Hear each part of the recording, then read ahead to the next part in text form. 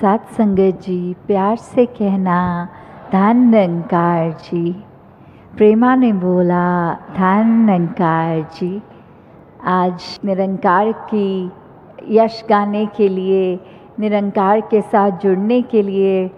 संतों के वचनों को श्रवण करने के लिए और वो वचनों को जीवन में ढालने के लिए, तो अब जो ब्रह्म ज्ञान प्राप्त करके जो आज बार बार भी आवाज़ सुन रहे थे कि ये ब्रह्म ज्ञान की दात जिन्होंने ले ली मुबारक, और जिन्होंने नहीं ली वो जीते जी ये अभी इसको प्राप्त कर सकते हैं। तो कैसे ये ब्रह्म ज्ञान का काम तो संसार से अंधेरा मिटाना, रोशनी लाना है, अंधेरा कहीं ना रहे। और हर कोई जहाँ अपना जीवन इस रोशनी में, इस सच्चाई से रूबरू होकर जीता रहे, वहीं हर एक तक भी इस ब्रह्म ज्ञान का, इस रोशनी को पहचानने की जिम्मेवारी कि कैसे अपने जीवन से, अपने कर्मों द्वारा इस मिशन का प्रचार करें, और साथ ही कैसे फिर एक जीते जी हम जब अपने रोल्स एंड रिस्पॉन्सिबिलिटीज़ को कर रहे हैं, वहीं साथ ही फिर एक संसार के उद्धार के लिए भी ये सोच बनी रहे कि खुद को पहले संवारना है, और फिर जब संवरने की तो कोई जर्नी एक ये चलती ही जाती है, पर जब वो भाव मन में बैठे होते हैं कि जहाँ एक हमारे जीवन में ये आनंद की अवस्था आ गई, ये हम संसारिक सुख दुख से ऊपर हो गए, तो फिर ये जीवन औरों को संवारने के लिए भी हमेशा इच्छुक रहता है। तो किस तरह हर एक के जीवन में जहाँ हम खुशियाँ फैलाने का काम करें,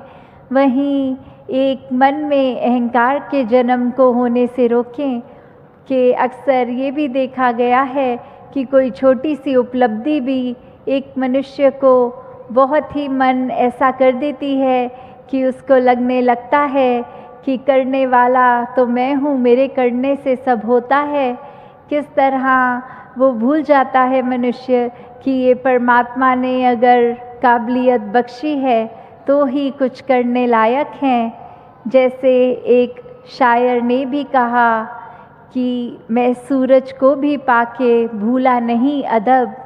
वो जुगनू का साथ पाकर भूल गया और मगरूर हो गया। तो कैसे वो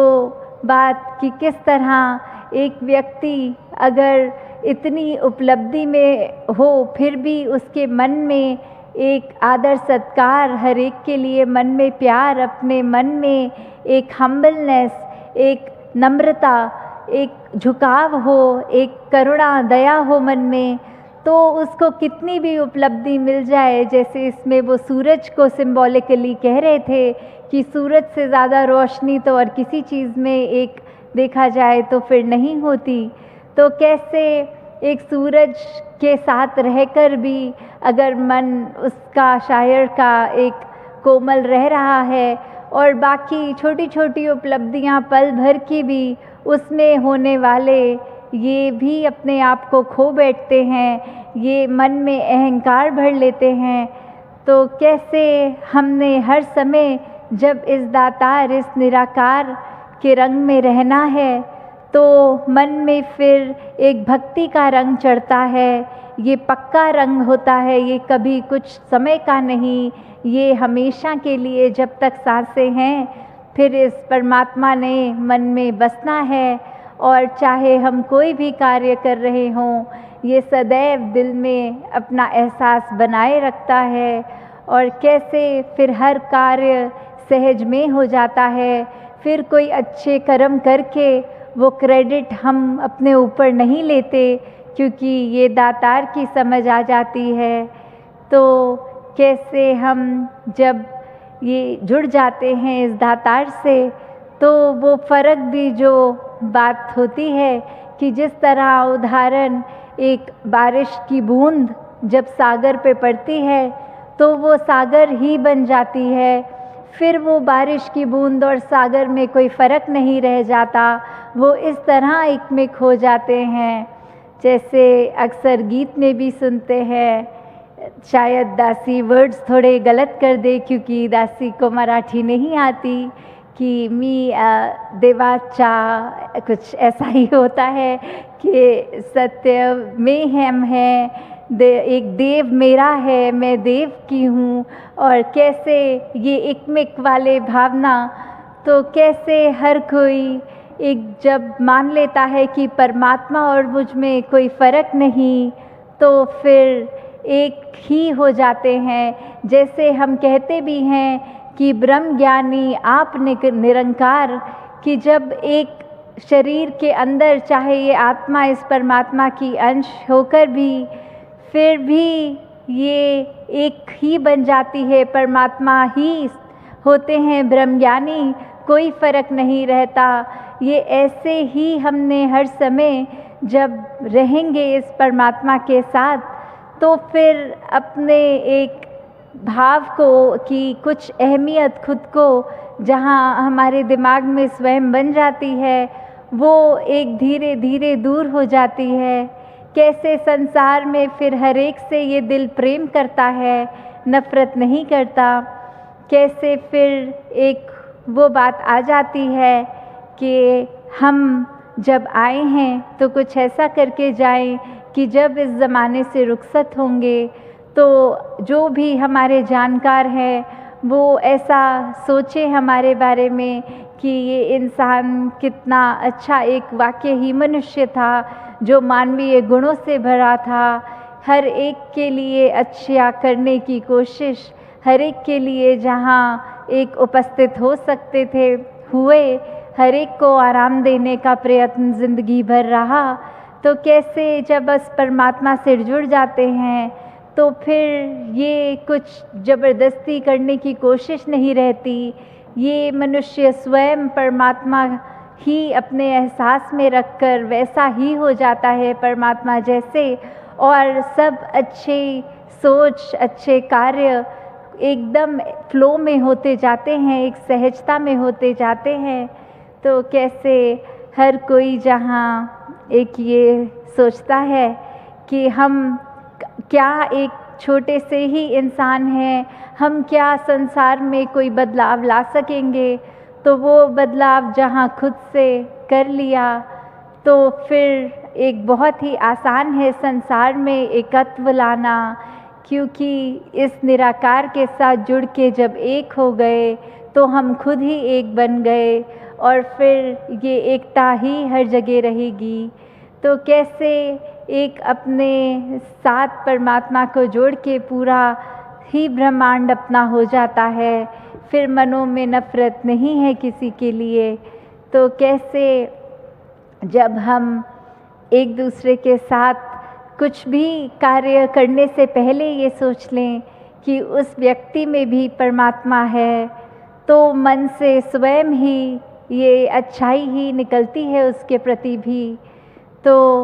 जैसे एक उदाहरण भी कि कैसे हम कहीं बार जीवन में फिर ये लगाम इस परमात्मा के हाथ में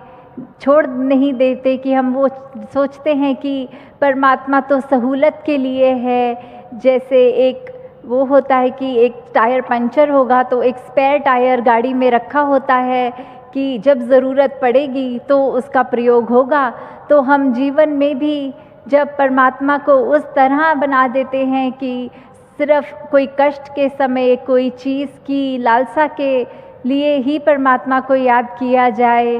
तो फिर एक पूर्ण भक्ति तो वो नहीं है।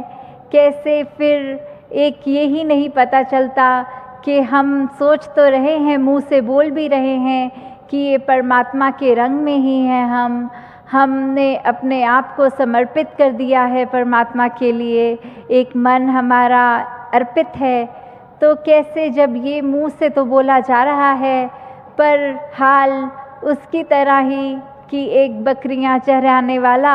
जब एक देखता है कि उसको कोई पूछता है कि आप बकरी चरा रहे हैं तो कौन कंट्रोल में है, तो वो व्यक्ति बोलता है कि मेरे ही इशारों पे जिस तरफ मैं इशारा कर रहा हूँ ये सारी बकरियाँ उस तरफ घूम जाती हैं, तो मैंने इनको कंट्रोल किया है। और फिर वो व्यक्ति एक बकरी को कुछ अच्छी सी घास दिखा के दूसरी तरफ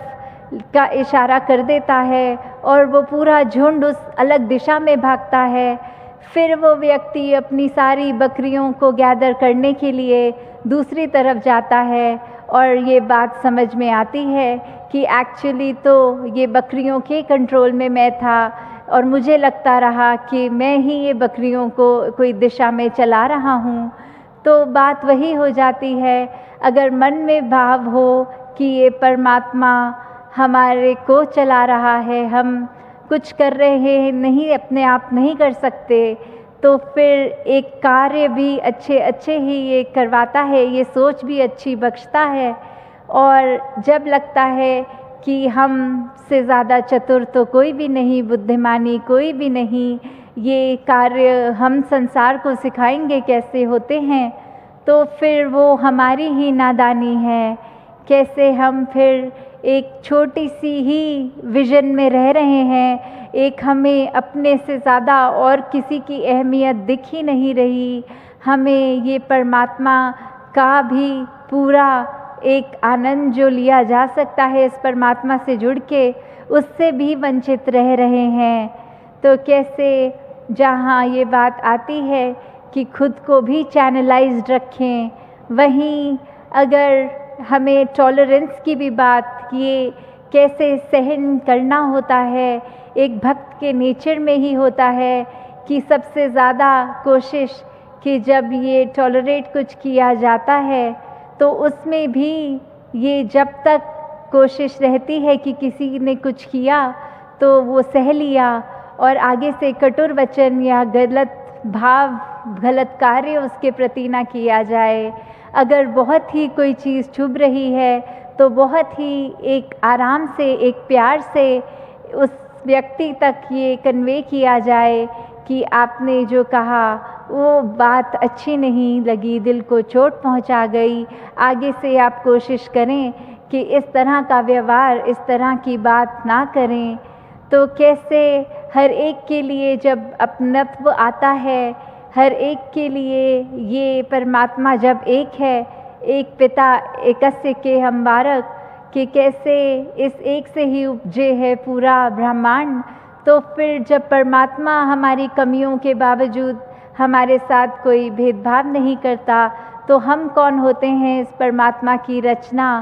से भेदभाव करने वाले, चाहे वो कोई भी धर्म में आस्था रखते हों, चाहे उनका पहनावा, खाना पीना